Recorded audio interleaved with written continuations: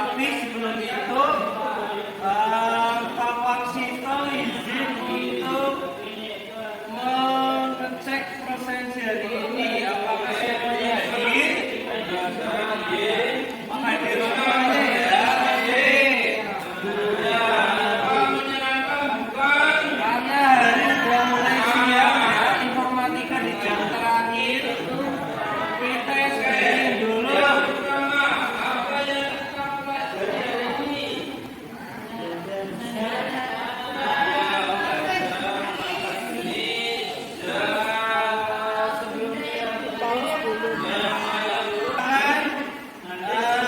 Teman-teman bisa untuk lihat depan S-Breaking sebut warna. Aturannya adalah sederhana ya, sebut warnanya, jangan tulisannya. Contohnya ini. Kita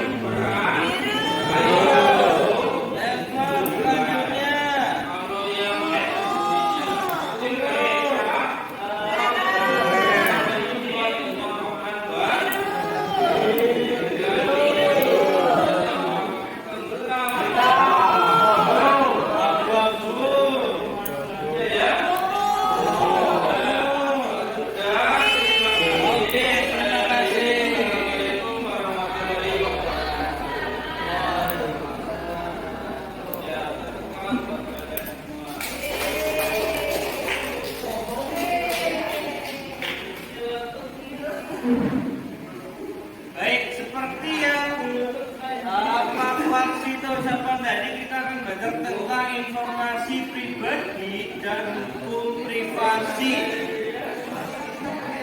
Selanjutnya, agenda kita hari ini melindungi diri di dunia digital. Kita akan belajar tentang nanti ada privasi digital, ada kecerdasan artifisial sama data pribadi, kemudian ada risiko pelanggaran privasi, hukum perlindungan data, dan terakhir nanti kita diskusi dan refleksi.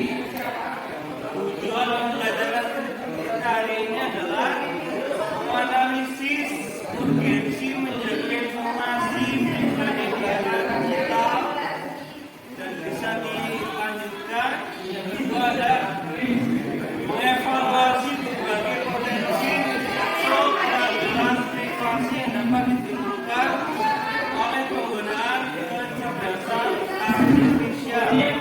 Dan yang terakhir ada menjelaskan secara dasar peran dan keberadaan hukum privasi. Misalnya kita nanti ambil contoh di Undang-Undang PDP atau Undang-Undang tentang data pribadi.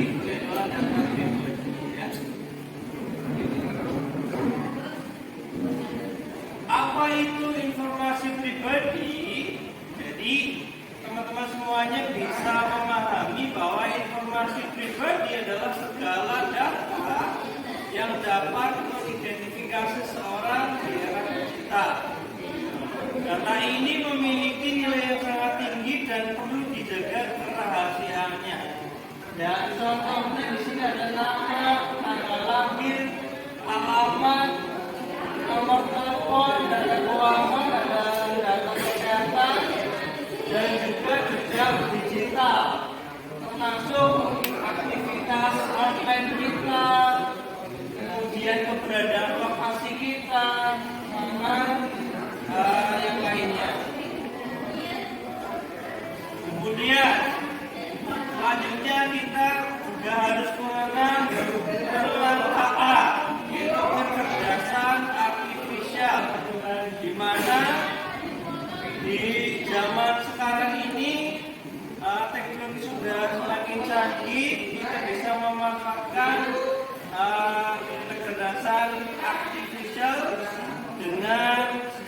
bijak dan efisien.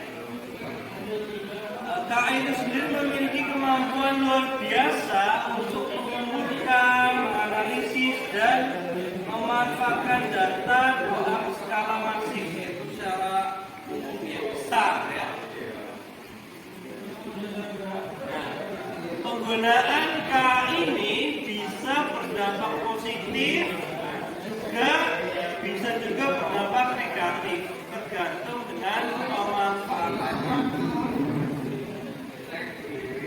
Kemudian ada risiko pelanggaran privasi oleh kecerdasan artifisial. Yang pertama ada identifikasi dari pelanggaran pada persetujuan. Jadi KA dapat melacak aktivitas, lokasi, atau perilaku kita tanpa kita sadari. Ya. Misalkan dari lokasi yang kita aktifkan dan lain sebagainya. Kemudian yang kedua, ada pencurian atau perubahan data yang sensitif, yaitu risiko data pribadi keuangan atau kesehatan kita dapat dicuri untuk diubah oleh pihak yang tidak bertanggung jawab.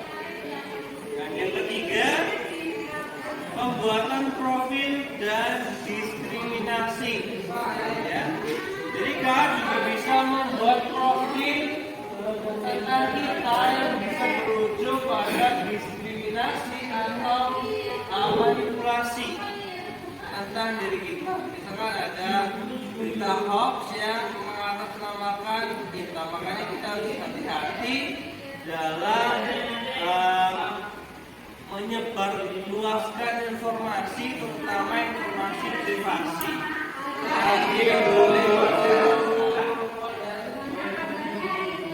Selanjutnya ada ancaman dari deepfake. Ya. Salah satu risiko paling mengkhawatirkan dari KA adalah kemampuannya menciptakan informasi, gambar, atau video palsu yang sangat kita harus waspada apa yang kita lihat belum tentu benar, maka dari itu harus dicek kebenarannya.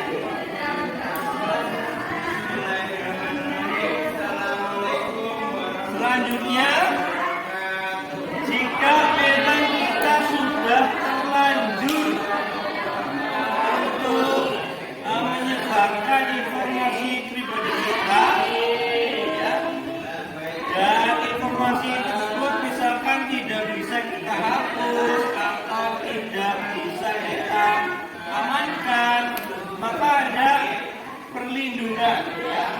Jadi ada privasi sebagai perlindungan yang diatur dalam undang-undang PDP, yaitu undang-undang nomor 27 tahun 2022 tentang perlindungan data pribadi. Ya, yang pertama itu ada banyak. Yang pertama, hak untuk tahu data kita, kemudian hak untuk menyaksikan, menghapus data.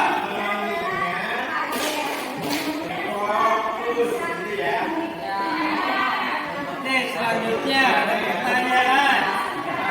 Bahwa ingin bertanya, ya, ini soal risiko, bagaimana kita menyeimbangkan antara dan informasi secara efektif. Saya ingin bertanya ke Bu Hendy. Ya,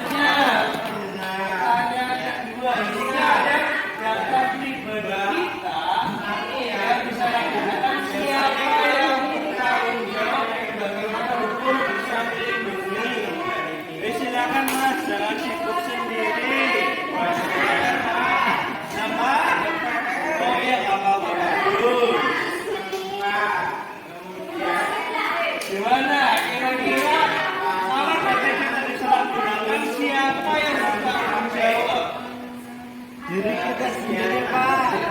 Apa? Diri kita sendiri. Diri kita sendiri. Yang kedua, Polisi. apa? Polisi. Pak Polisi. Kita percaya dengan Pak Polisi ya. Ya, insya Allah. Oke. Refleksi pembelajaran. Satu tindakan nyata. Apa satu hal yang akan kalian lakukan mulai hari ini untuk melindungi data pribadi kalian? Keamanan ganda. Betul. Ya, gimana? Verifikasi 2 langkah. Boleh, boleh, Pak? Boleh. Mas Arif, ini belakang. Tidak memberikan data pribadi ke orang lain. Bagus. Oke, yang kedua.